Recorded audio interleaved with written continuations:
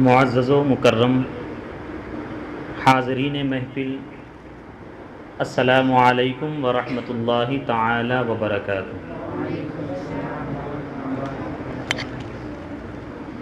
الحمد للہ رب العالمین والعاقبۃ للمتقین والصلاة والسلام على اشرف الانبیاء وخاتم النبیین وعلى آلہ الطیبین الطاہرین واصحابہ الکرام اجمعین، اما بعد فاعوذ باللہ من الشیطان الرجیم، بسم اللہ الرحمن الرحیم،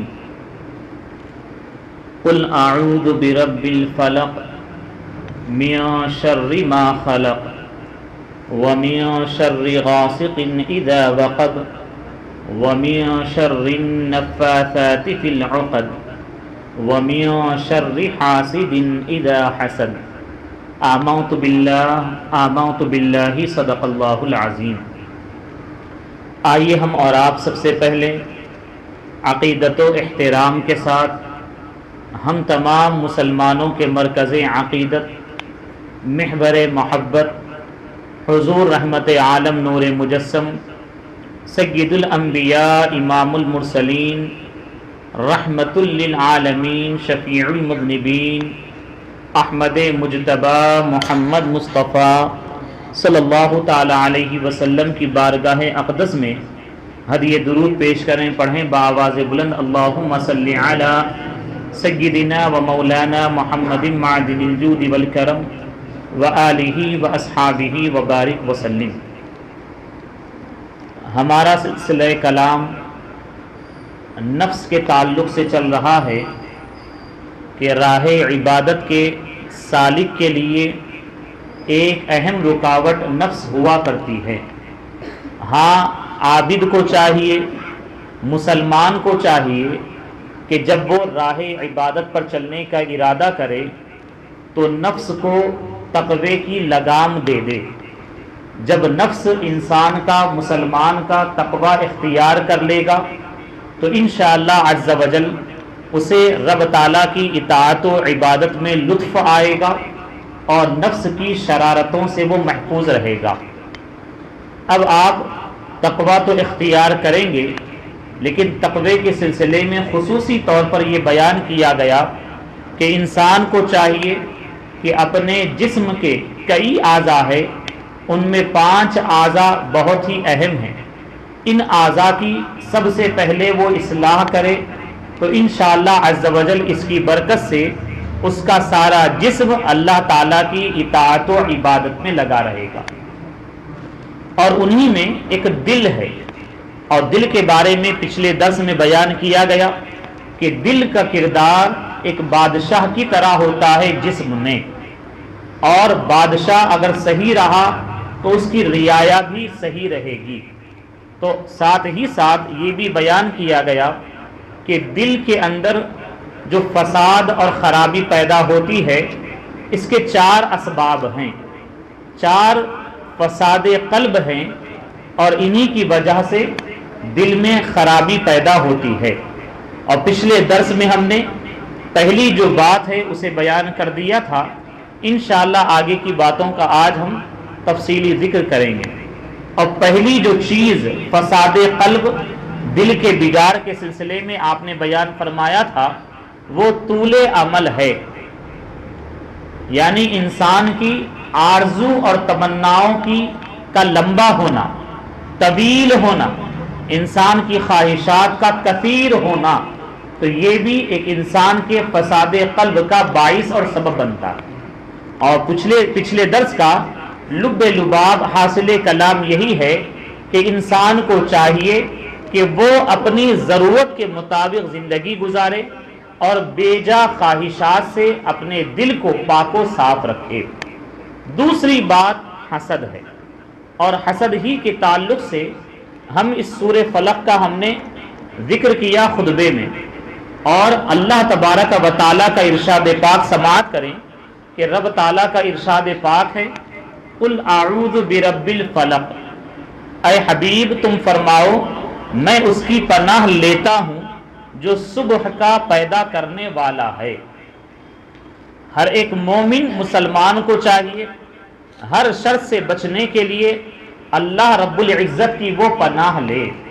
جب وہ اللہ رب العالمین کی پناہ میں آتا ہے، رب تعالیٰ اپنی پناہ میں کسی بندے کو لے لیتا ہے تو وہ بندہ مومن ہر آفت اور پریشانی سے محفوظ ہو جاتا ہے۔ تو ارشاد پاک ہے تم فرماؤ میں اس کی پناہ لیتا ہوں جو صبح کا پیدا کرنے والا ہے، اس کی سب مخلوق کی شر سے اور اندھیری ڈالنے والے کے شر سے جب وہ ڈوبے، اور ان عورتوں کے شر سے جو گرہوں میں پھونکتی ہیں، یعنی جو جادو کا عمل کرتی تو وہ ڈورے وغیرہ پر جو ہے پھونک مارتی ہے، تو اس کے شر سے بچنے کے لیے بھی ہمیں اللہ رب العالمین کی پناہ مانگنا چاہیے۔ آخری آیت کریمہ اس سورے کی یہی موضوع کلام ہے، وَمِن شَرِّ حَاسِدٍ إِذَا حَسَدَ، رب تعالیٰ کا ارشاد پاک ہے اور حسد والے کے شر سے جب وہ مجھ سے جلے، جب وہ مجھ سے حسد کرے۔ تو معلوم یہ ہوا حسد یہ بھی بہت بڑا شر ہے، اور اس کے شر سے بچنے کے لیے، حاسد کے حسد اور شر سے بچنے کے لیے آپ کو چاہیے کہ آپ اللہ رب العالمین کی پناہ لیں، اور جب رب تعالیٰ کی پناہ میں آئیں گے تو انشاءاللہ حاسد کے حسد اور جلن سے آپ محفوظ رہیں گے۔ تو امام غزالی علیہ الرحمہ فرماتے ہیں حسد کے سلسلے میں فساد قلب کا دوسرا جو سبب ہے وہ حسد ہے۔ انسان کے دل میں جو بگاڑ پیدا ہوتا ہے ایک سبب حسد بھی ہوتا ہے۔ امام غزالی علیہ الرحمہ فرماتے ہیں بے شک حسد نیکیوں کو تباہ کرتا ہے اور انسان کو گناہوں پر راغب کرتا ہے، یہ بڑا برا مرض ہے۔ کتنا برا ہے؟ فرماتے ہیں جس میں بڑے بڑے علماء و قراء مبتلا ہیں، عوام اور جہلا جاہل کا کیا ذکر۔ حسد سے عوام تو نہیں بچ پاتی اور ایک غیر عالم بھی بچ نہیں پاتا، بلکہ عالم یہ ہے کہ اس بلا میں علماء اور قاری حضرات بھی مبتلا ہو جاتے ہیں۔ اس حسد نے لوگوں کو ہلاک کر دیا اور نارے دوزخ میں ڈال دیا۔ اللہ اکبر، اس قدر بری چیز ہے۔ فرماتے ہیں امام غزالی علیہ الرحمہ کیا تم نے حضور نبی کریم علیہ الصلاۃ والتسلیم کا یہ ارشاد پاک نہیں سنا؟ آپ نے فرمایا ہے 6 قسم کے لوگ 6 وجہ سے دوزخ میں جائیں گے۔ 6 قسم کے لوگ 6 وجہ سے دوزخ میں جائیں گے۔ نمبر 1 عرب عصبیت کی وجہ سے، نمبر 2 حکمراں ظلم کے باعث، حاکم بن گئے اور بننے کے بعد وہ ظلم اور زیادتی کر رہے ہیں، اس سبب سے وہ جہنم میں جائیں گے۔ سردار تکبر کی وجہ سے جہنم میں جائیں گے۔ تاجر لوگ خیانت اور بددیانتی کے باعث جہنم میں جائیں گے۔ دیہات والے جہالت کے باعث، دیہات کے رہنے والے، پہلے ہوتا یہ تھا کہ جو دیہات کے رہنے والے ہیں وہ علم سے دور ہوا کرتے تھے، لیکن آج یہ کہنا پڑتا ہے کہ شہر میں تو ہے، دنیاوی علوم میں بڑی مہارت بھی رکھتے ہیں، بہت کچھ انہوں نے پڑھ لیا ہے، لیکن افسوس کی بات یہ ہے کہ ایک مسلمان ہو کر یہ علم کی بنیادی چیزوں ہی سے جاہل اور ناداں ہوا کرتے ہیں۔ تو اب یہاں پر یہ قید جو امام غزالی علیہ الرحمہ نے اس حدیث رسول کی روشنی میں بیان فرمائی، سرکار کا فرمان ہے دیہات والے جہالت کے باعث۔ تو یہاں پر معاملہ یہ ہے کہ کوئی اگر جاہل ہے، عالم نہیں ہے یا علم دین اس کے پاس نہیں ہے، تو جہالت کی وجہ سے بھی وہ اپنے کلام اور باتوں اور عمل کی وجہ سے جہنم میں جائے گا۔ نمبر 6 علماء حسد کی وجہ سے۔ اس حدیث پاک میں یہی بتانا ہے کہ دیکھو علماء بھی عالم ہونے کے باوجود اگر وہ حسد کی بلا میں مبتلا ہو گئے اپنی نفسانی شرارتوں کے باعث، تو پھر وہ حسد ان کو جہنم میں لے جائے۔ بے شک جو آفت علماء کو بھی دوزخ میں لے جانے کا باعث اور سبب ہے، تو عوام کو اس سے بچنا بہت ضروری ہے۔ امام غزالی علیہ رحمہ آگے حسد کی 5 خرابیوں کو بیان کرتے ہیں۔ دیکھیں حسد بہت بری چیز ہے اور اس کی خرابیاں کیا کیا ہوتی ہے اسے بھی بیان کرتے، تاکہ ایک مسلمان راہ عبادت کا سالک و عابد اسے سنے، جانے اور جان کر اپنے دل کو حسد سے پاک و صاف رکھے۔ امام غزالی علیہ رحمہ فرماتے ہیں، اے عزیز، اے پیارے، جان لے کہ حسد سے 5 خرابیاں ظاہر ہوتی ہیں، ابھرتی ہیں۔ نمبر 1، طاعات میں خرابی۔ رسول کریم علیہ الصلاۃ والسلام نے ارشاد فرمایا، الحسد یأکل الحسنات کما تأکل النار الحطب۔ حسد نیکیوں کو اس طرح کھاتا ہے جس طرح آگ سوکھی لکڑی کو جلا دیتی ہے۔ ہم پہلے گناہ گار ہیں، صبح و شام ہم سے جانے انجانے میں گناہ ہوتے رہتے ہیں، اور اگر حسد جیسی بلا میں مبتلا ہو گئے تو جو ہم نے بمشکل برائیوں سے بچ کر نیکیاں کی، تو حسد کی وجہ سے وہ نیکیاں بھی تباہ و برباد ہو جاتی ہیں۔ تو اسی وجہ سے ہمیں چاہیے کہ ہم حسد سے بچیں۔ نمبر 2 خرابی، حسد سے دوسری چیز جو پیدا ہوتی ہے وہ گناہ اور برائیوں کا ارتکاب۔ انسان جب حسد میں مبتلا ہوتا ہے تو حسد کی وجہ سے وہ گناہ کرنے پر آمادہ ہوتا، برائیاں کرتا ہے۔ حضرت وہب رضی اللہ عنہ فرماتے ہیں، حاسد کی 3 نشانیاں ہیں۔ حاسد کی 3 نشانیاں ہیں۔ کیا ہے؟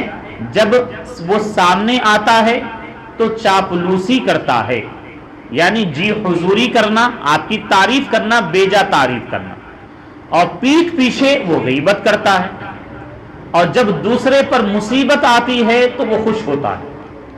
یہ 3 باتیں وہ علامات و نشانیاں ہیں جو حاسد ہونے کی کو ظاہر کرتی ہیں۔ یعنی جب سامنے آئے تو چاپلوسی کرے، پیٹھ پیچھے رہے اسی کے تو پھر وہ غیبت کرے، اور جب دوسرے پر مصیبت آئے تو وہ خوشی کا اظہار کرے۔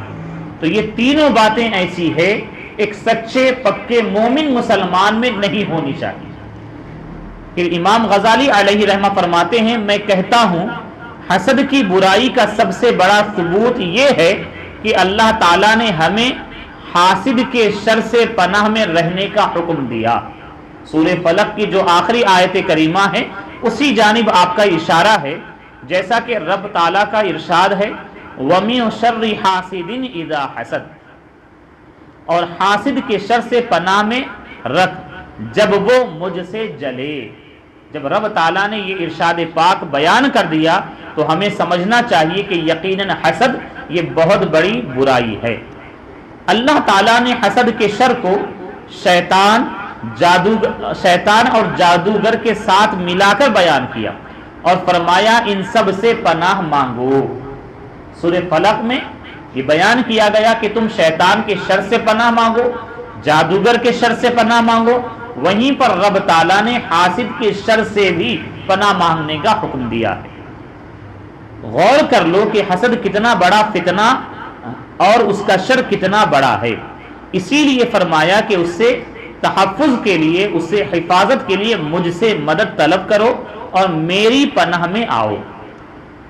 تیسری خرابی جو حسد کی وجہ سے ظاہر ہوتی ہے وہ ہے بے چینی اور بے مقصد غم و فکر کا لاحق ہونا۔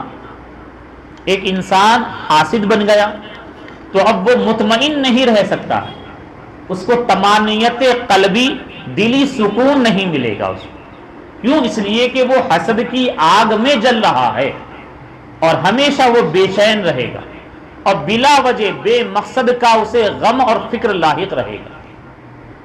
یعنی کوئی نہ کوئی مقصد ہوتا ہے، ہم کبھی غم میں ہوتے اس کا ایک کوئی مقصد ہوتا، لیکن حاسد حسد کی وجہ سے بلا وجہ بے مقصد کے غم اور فکر میں پڑا رہتا ہے۔ بلکہ غم و فکر کے ساتھ طبیعت پر بوجھ اور معصیت کی رغبت بھی پیدا ہوتی ہے۔ حضرت سیدنا ابن سماک رحمت اللہ علیہ نے فرمایا، میں نے حاسد کے سوا کسی ظالم کو مظلوم کے ساتھ زیادہ مشابہت والا نہیں دیکھا۔ بے چارہ حاسد ہر وقت افسردہ طبیعت رہتا ہے، غمگین طبیعت رہتا ہے، پریشان خیال رہتا ہے اور ہر وقت غم میں مبتلا رہتا ہے۔ یہ ہے تیسری خرابی۔ اب چوتھی جو خرابی ہے حسد کی وجہ سے جو پیدا ہوتی ہے، وہ دل اندھا ہو جاتا ہے۔ حاسد کا دل اندھا ہو جاتا ہے، یہاں تک کہ اللہ تعالیٰ کے کسی حکم کو سمجھنے کی صلاحیت اس کی ختم ہو جاتی ہے۔ یہی وجہ ہے حاسد کے سامنے بار بار اگر احکام خداوندی کو بیان بھی کیا جائے تو وہ اسے سمجھ نہیں پاتا۔ کیوں؟ حسد کی برائی اور شر کی وجہ سے سمجھنے کی جو صلاحیت ہوتی ہے وہ ختم ہو جاتی ہے۔ حضرت سفیان ثوری رحمت اللہ علیہ فرماتے ہیں، ہمیشہ خاموش رہنا اختیار کر کہ اس سے تیرے اندر ورع پیدا ہوگا، تقوی پیدا ہوگا۔ لالچی نہ بن تاکہ فتنوں سے محفوظ رہے، نکتہ چین نہ بن تاکہ لوگوں کے طعن و تشنیع سے محفوظ رہے۔ بعض لوگ ہوتے ہیں جو ہر بات پہ کچھ نہ کچھ جو ہے نکتہ نکالتے رہتے ہیں، کوئی نہ کوئی خامی اور خرابی نکالتے رہتے ہیں، یہ بھی کوئی اچھی بات نہیں۔ پھر فرماتے ہیں حاسد نہ بن تاکہ تجھے فہم سمجھ کی تیزی نصیب ہو، یعنی جو حسد کی بلا سے محفوظ رہے گا تو اس کا ذہن اچھا کام کرے گا اور اسے سمجھنے کی صلاحیت میں اس کے اضافہ ہوگا۔ نمبر 5 جو آخری جو خرابی آپ نے بیان فرمائی وہ یہ ہے کہ حسد سے 5ویں خرابی یہ پیدا ہوتی ہے کہ انسان ذلت اور محرومی کی لعنت میں گرفتار ہو جاتا ہے۔ حسد کی وجہ سے انسان ذلیل ہوتا ہے، رسوا ہوتا ہے اور پھر محرومی کی لعنت میں گرفتار ہو جاتا ہے اور اپنی کسی مراد میں وہ کامیاب نہیں ہوتا، کسی مراد میں وہ کامیاب نہیں ہوتا اور نہ اپنے کسی دشمن پر وہ غالب آ سکتا ہے۔ حاسد اگر کوئی ہے اپنے دشمن سے لاکھ وہ حسد کرے، جلتا رہے، لیکن اس حسد کی وجہ سے وہ کبھی بھی اپنے دشمن پر غالب نہیں آ سکتا۔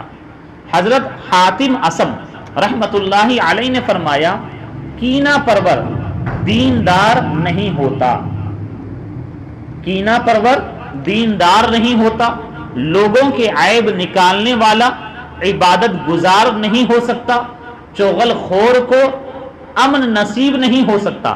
اور فرماتے ہیں اور حاسد شخص نصرت خداوندی سے محروم رہتا ہے، اللہ تعالیٰ کی مدد سے محروم رہتا ہے۔ حالانکہ بندہ ہمیشہ رب تعالیٰ کی مدد کا محتاج ہے اور بندے کو چاہیے کہ وہ حسد کی بلا سے دور رہے اور حسد کے شر سے محفوظ رہے، تو یقیناً اللہ تعالیٰ کی مدد اس کے ہر ایک عمل میں شامل رہے گی۔ پھر امام غزالی علیہ رحمہ فرماتے ہیں، میں کہتا ہوں حاسد شخص اپنی مراد میں کیسے کامیاب ہو سکتا ہے، کیونکہ اس کی مراد تو یہ ہے کہ اللہ تعالیٰ کے تمام بندوں سے خدائے تعالیٰ کی دی ہوئی تمام نعمتیں چھن جائے۔ اللہ رب العالمین کسی کو نعمت عطا کیا اور حاسد جو ہے یہ چاہتا ہے کہ رب تعالیٰ کی جو عطا کردہ نعمت اس کے پاس ہے اس سے وہ چھن جائے، تو کیسے حاسد کامیاب رہے گا؟ اور مجھے حاسد کیا ہے؟ یہی تمنا کرتا کہ اللہ تعالیٰ کے تمام بندوں سے خدا تعالیٰ کی دی ہوئی تمام نعمتیں چھن جائیں اور مجھے مل جائیں۔ اور حاسد آدمی اپنے دشمنوں پر کیسے غالب آ سکتا ہے؟ کیونکہ اس کے دشمن تو اللہ تعالیٰ کے نیک بندے ہوتے ہیں۔ سبحان اللہ، اللہ تبارک و تعالیٰ کسی کو نعمت عطا فرمائے تو یقیناً رب تعالیٰ کسی کو نعمت عطا کیا تو وہ اللہ تعالیٰ کا مقبول بندہ، اللہ تعالیٰ کا نیک بندہ۔ حضرت ابو یعقوب رحمت اللہ علیہ نے کیا خوب بیان فرمایا، اے اللہ تو نے اپنے بندوں پر جو نعمتیں کی ہیں ہمیں ان کے حسد سے محفوظ رکھ بلکہ ان کے حالات مزید بہتر کر۔ تو ہمیں اور آپ کو بھی چاہیے کہ ہم حسد جیسی بلا میں مبتلا نہ ہوں۔ حسد ہے کیا؟ آسان الفاظ میں آپ سمجھ لیں کہ کسی کے پاس کوئی اللہ تعالیٰ کی عطا کردہ نعمت ہے، جیسے کہ کسی کو رب تعالیٰ نے خوب مال عطا کیا، تب آپ اپنے دل میں یہ خیال پیدا کیے کہ وہ مال اس سے چھن جائے اور میرے پاس مال آ جائے۔ آپ کے پاس وہ نعمت خداوندی نہیں ہے، تو آپ تمنا کر رہے ہیں کہ اس سے وہ اللہ تعالیٰ کی نعمت چھن جائے اور میرے پاس وہ نعمت آ جائے، وہ مال آ جائے۔ تو یہی حسد ہے۔ تو ہمیں چاہیے کہ ہم حسد کی بلا سے دور رہیں، محفوظ رہیں،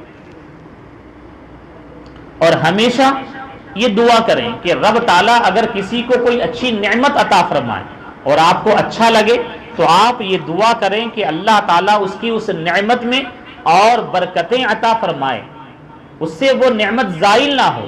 ہاں اچھی چیز ہے تو آپ رب تعالیٰ کی بارگاہ میں دعا کر سکتے ہیں، اے رب تعالیٰ مجھے بھی وہ نعمت عطا فرما۔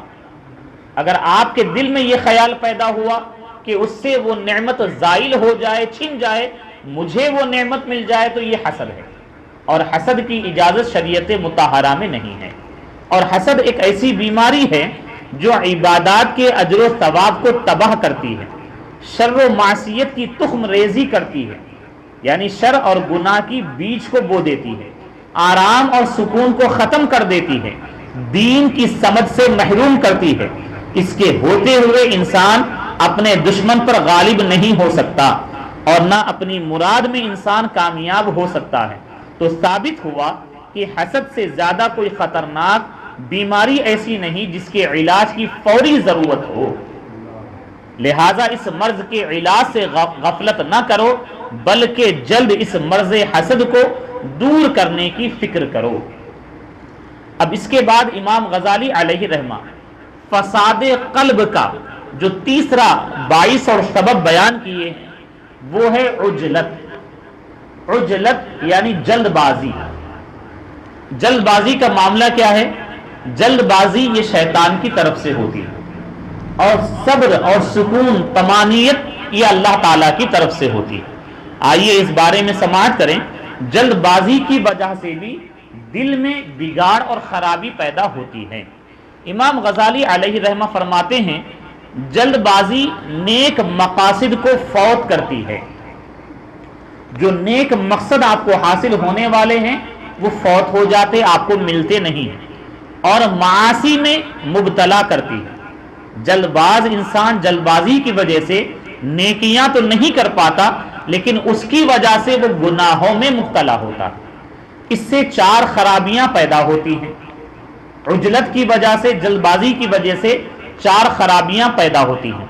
پہلی خرابی، پہلی آفت یہ کہ عبادت گزار، عبادت کرنے والا جب بھلائی اور استقامت کا مرتبہ حاصل کرنے کا ارادہ کرتا ہے، قصد کرتا ہے اور اسے حاصل کرنے کی کوشش کرتا ہے، تو بسا اوقات اکثر اس کے حصول میں وہ جلد بازی سے کام لیتا ہے۔ عام طور سے ایسا ہوتا ہے، حالانکہ ابھی مرتبے کے حاصل کرنے کا وقت علم الہی میں نہیں ہوتا، یعنی ابھی وہ مرتبہ، مقام، درجہ ملنے میں ابھی وقت ہے، لیکن انسان چونکہ جلد باز ہے، جلدی اسے طلب کرنے کی کوشش کرتا ہے۔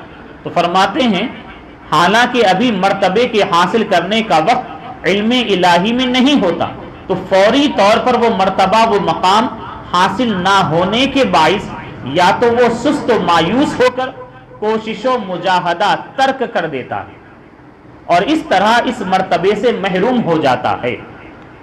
سمجھ رہے ہیں؟ بڑی پیاری بات ہے طلباء کے لیے بھی۔ آج طلباء کو دیکھا یہ جاتا ہے کہ یہ چاہتے ہیں کہ بڑی جلدی حافظ قرآن بن جائیں، بڑی جلدی عالم دین بن جائیں، اور مشقتوں سے، تکلیفوں سے محفوظ رہیں۔ جو اچھی چیز ہوتی ہے اور اللہ تعالیٰ کی بارگاہ میں جو جتنی زیادہ پسندیدہ چیز ہوتی ہے، تو اس کا حصول ایک مومن بندے کے لیے مشکل ہوا کرتا ہے۔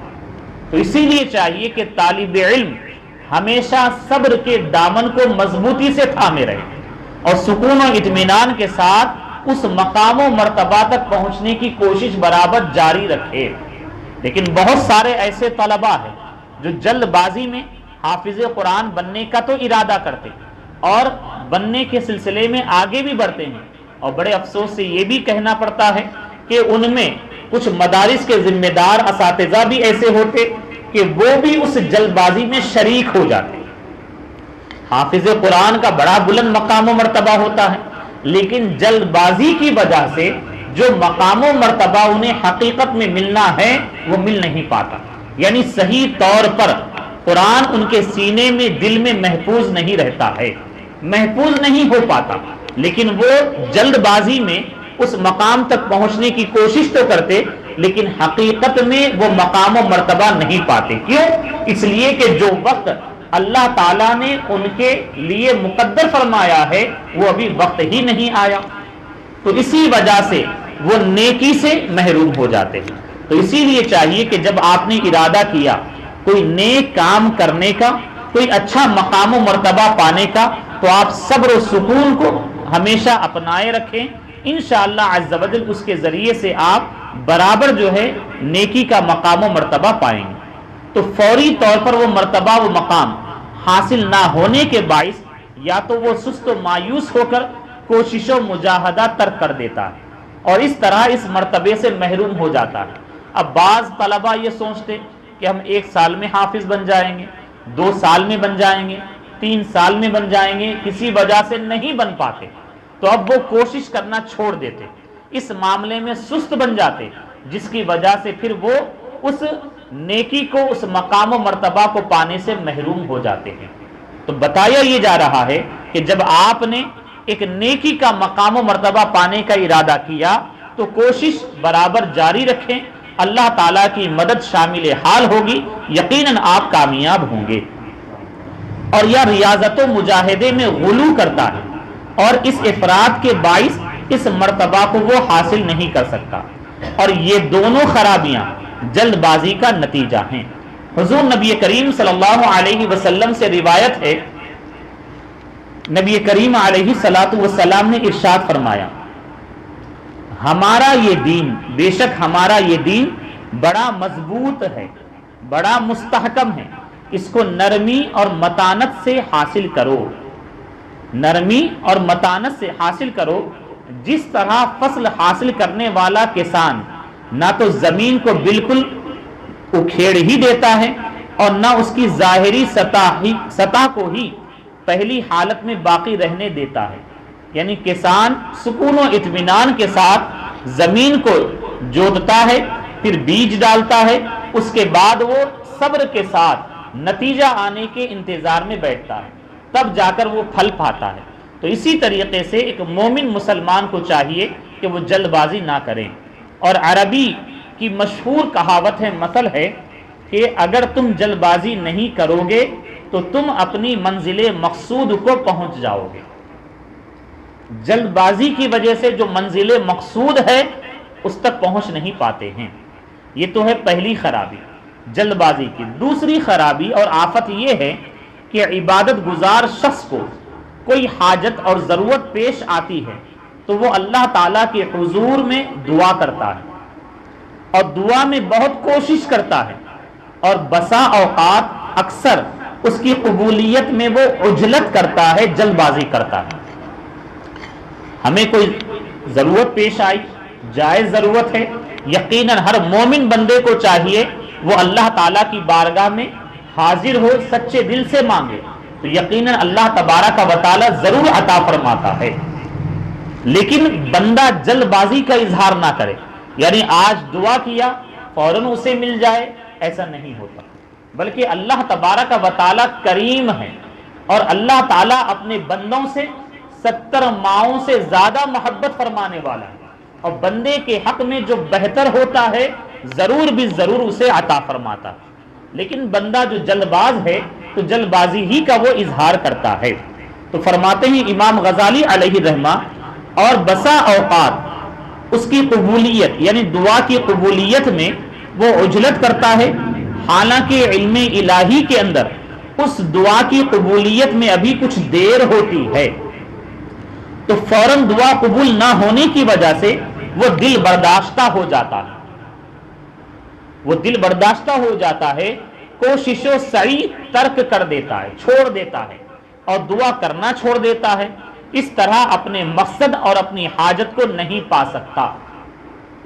ہم اللہ تعالیٰ کے در کے بھکاری ہیں، ہم اللہ رب العالمین کے محتاج ہیں، اور بندے کو چاہیے اپنی احتیاج و ضرورت، آج بندہ جو ہے انسانوں کی طرف بہت زیادہ بھاگتا ہے اور انسان سے مانگنے کے لیے ایک نہیں 100 چکر لگاتا ہے، لیکن وہی انسان اللہ تعالیٰ کی بارگاہ میں یہ چاہتا ہے کہ میں مانگوں اور فوراً مل جائے۔ تو یہ دیکھنا چاہیے کہ ہم کس قدر گنہگار ہیں، ہم نے کتنے اپنے آپ کو پاک و صاف کر کے اللہ رب العالمین کی بارگاہ میں پیش کیا ہے۔ جب ہم طرح طرح کی ناپاکیوں سے اور گناہوں سے ہم آلودہ ہیں تو اللہ تبارک و تعالی یقیناً ہماری دعا قبول نہ فرمائے گا۔ کیوں؟ اس لیے کہ پہلے ہم اپنے آپ کو اس لائق بنائیں کہ رب تبارک و تعالی کی بارگاہ میں ہماری دعا مقبول ہو جائے۔ ہر ایک بندہ جب رب تعالیٰ کی بارگاہ میں حاضر ہو تو یقیناً سچے دل سے پہلے اپنے گناہوں کی معافی طلب کرے، استغفار پڑھیں، اور اس کے بعد اپنے آپ کو اچھی چیزوں سے، جیسے کہ اگر کوئی حرام کھاتا ہے تو حرام کھانے والے کی دعا بھی قبول نہیں ہوتی، تو ہمیں چاہیے کہ ہم اپنے جسم کو حرام لقمے سے بچائے رکھیں، ہمیشہ حلال کھائیں، حلال نہ ملے تو صبر کریں لیکن حرام کبھی بھی نہ کھائیں۔ تو آپ اگر حرام کھائیں گے اور ساتھ میں دعا کریں گے اور یہ بھی چاہیں گے کہ دعا قبول ہو جائے تو یہ کیسے ہو سکتا ہے؟ اللہ تبارک و تعالیٰ نے جن باتوں کا ہمیں حکم دیا اس پر پہلے ہم عمل کریں، اس کے بعد دیکھیں، یقیناً اللہ تبارک و تعالیٰ ہماری دعائیں قبول فرماتا ہے۔ اور ساتھ ہی ساتھ ہمارا کام یہ ہونا چاہیے کہ جب ہم دعا کریں تو جائز کام کی ہم دعا کر رہے ہیں، برابر اس سلسلے کو جاری رکھیں، آپ دعا مانگنا ہرگز نہ چھوڑیں، یقیناً اللہ تبارک و تعالی آپ کے حق میں جو مقدر فرمایا ہے ضرور وہ عطا فرمائے گا۔ آپ اپنی دعا میں سچے ہوں، ثابت قدم رہیں، جلد بازی کا اظہار نہ کریں۔ عجلت کی تیسری خرابی اور آفت یہ ہے کہ اگر کوئی مسلمان اس پر ظلم کرتا ہے، یعنی اس عبادت گزار پر ظلم کرتا ہے، تو یہ غضبناک ہو کر بد دعا کرتا ہے، تو وہ ظالم مسلمان اس بد دعا کے اثر سے ہلاک ہو جاتا ہے۔ یقیناً ظالم نے ظلم کیا، یہ تو حرام ہے، ناجائز ہے، لیکن اگر آپ اس کے ظلم پر صبر کر لیں اور اللہ تبارک و تعالیٰ کی بارگاہ میں اس کے حق میں ہدایت کی دعا کر دیں، وہ مومن ہے، مسلمان ہے، تو یقیناً اللہ تبارک و تعالیٰ اس کا بہترین بدلہ آپ کو عطا فرمائے۔ لیکن معاملہ یہ ہے کہ اگر آپ غضبناک ہو کر بد دعا کرتے ہیں تو وہ ظالم مسلمان اس بد دعا کے اثر سے ہلاک ہو جاتا ہے، اور اس طرح بد دعا کرنے والا عابد عبادت گزار حد سے تجاوز کر جاتا ہے اور ہلاکت و معصیت میں پڑ جاتا ہے۔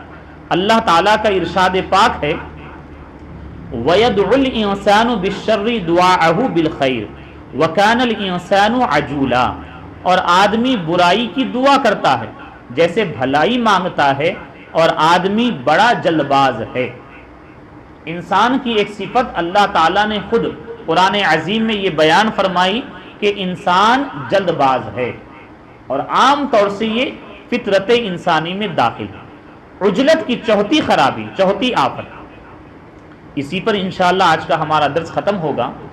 عجلت کی چوتھی خرابی یہ ہے کہ عبادت کا اصل اور اس کا دار و مدار ورع پر ہے، تقوی پر ہے، اور ورع ہر شے کی تہ تک پہنچنے سے پیدا ہوتا ہے، اور ہر چیز مثلا کھانے پینے، گفتگو کرنے کی حقیقت کے انکشاف کے بعد نصیب ہوتا ہے۔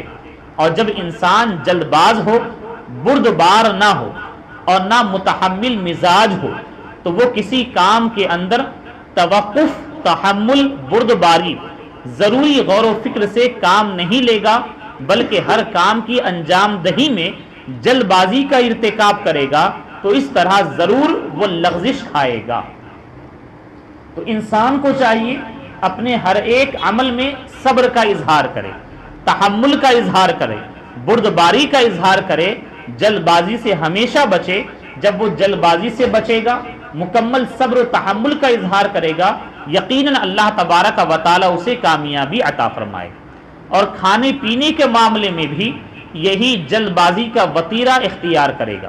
اس طرح بعض اوقات جب جلد بازی کے ساتھ انسان کھاتا پیتا ہے تو فرماتے ہیں امام غزالی علیہ رحمہ، جب جلد بازی کا اظہار کھانے پینے میں بھی وہ کرتا ہے تو اس طرح بعض اوقات حرام غذا بھی پیٹ میں ڈال لے گا، کیونکہ جلد بازی کا اظہار کر رہا ہے، صبر و سکون نہیں ہے اسے، تو اس جلد بازی اور عجرت کے باعث اس کا ورع فوت ہو جائے گا، تقویٰ چلا جائے گا، اور عبادت و بندگی میں کوئی خوبی نہیں جس میں ورع ملحوظ نہ ہو۔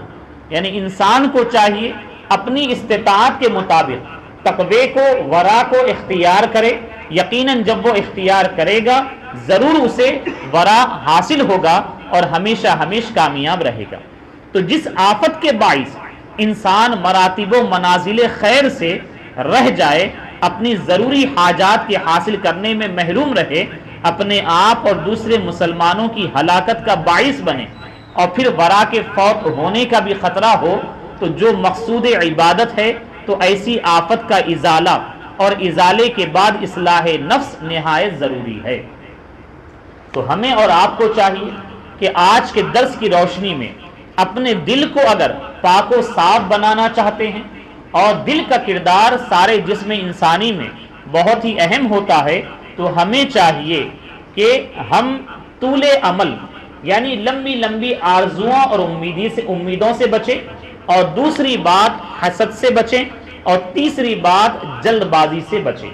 انشاءاللہ جو چوتھی خرابی فساد قلب کی آپ نے بیان فرمائی وہ تکبر ہے، گھمنڈ ہے، اور جس کی وجہ سے بہت سارے نقصانات انسان میں پیدا ہوتے ہیں، یہاں تک کہ اگر مسلمان تکبر اور گھمنڈ کو اپناتا ہے تو اس کے ایمان و عقیدے میں بھی خرابی پیدا ہوتی، یہاں تک کہ ایمان و عقیدہ بھی بگڑ جاتا ہے۔ انشاءاللہ عز و جل آئندہ درس میں اسے بیان کیا جائے گا۔ وما علینا الا البلاغ۔ السلام علیکم ورحمۃ اللہ تعالی وبرکاتہ۔